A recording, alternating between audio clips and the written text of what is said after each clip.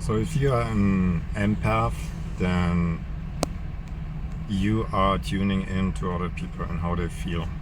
So the thing about being an empath is that you don't pay a lot of attention to yourself, and you're not staying in your body with the sensations and your own thoughts, but your focus is always on the outside. It's always on other people. And you also try to get self-approval, or not self-approval, you're trying to get approval and validation and love from the outside, from other people. It's not something you're giving yourself, but you're trying to get that from others. And you're trying to get that by giving a lot to other people. Now, if you come from that place where you try to get that from other people and you're trying to get that through giving, then you automatically attract someone who takes. So one thing you want to do is to flip that, to start giving it to yourself, to start looking at giving yourself approval, validation, and love, to look into questioning your own mind. So to ask your subconscious to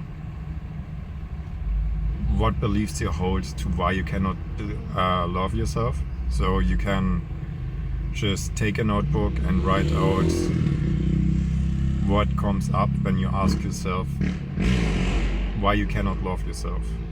So if you ask yourself, why can I not love myself?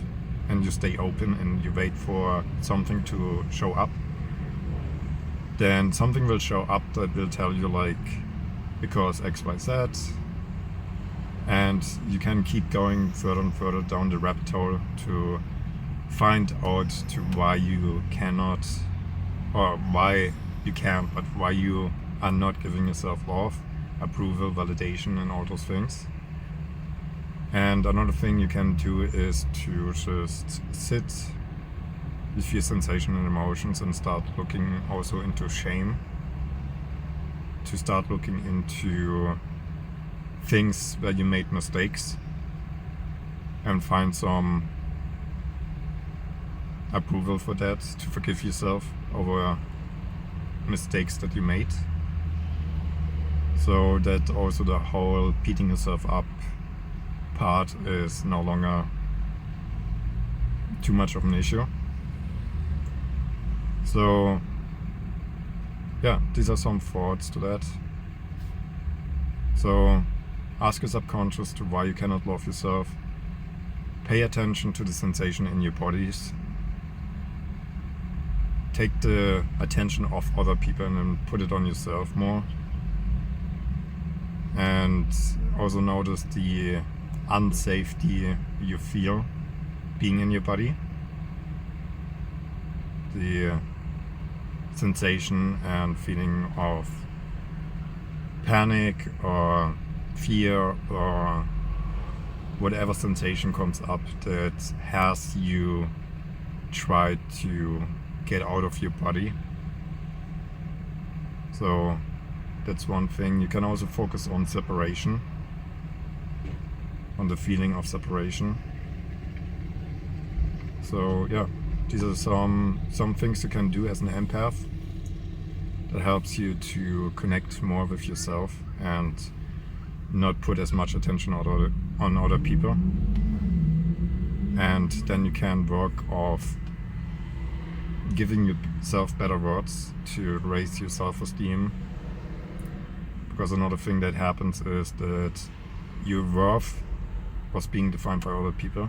So now you want to define it for yourself, and you want to raise your self-esteem, because that is usually defined by other people and whoever you're around with. So if you're around someone who then thinks you're worthy, then you're gonna feel that way, but you don't, to this point you haven't really defined it for yourself.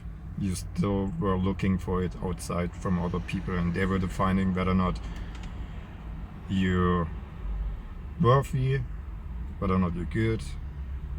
So depending on the people around you, and if they treated you poorly, then you took that as you not being worthy. If someone treated you better, then you took that as being worthy maybe, but it always came from other people and not really from yourself. So what you want to do is start looking to see what worth is, what you're worthy of, to define for yourself what you're worthy of,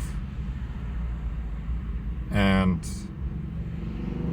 do all of those sort of things that I mentioned before. So these are my thoughts to empaths, or being an empath, and how you can grow as an empath. And I see you in the next video.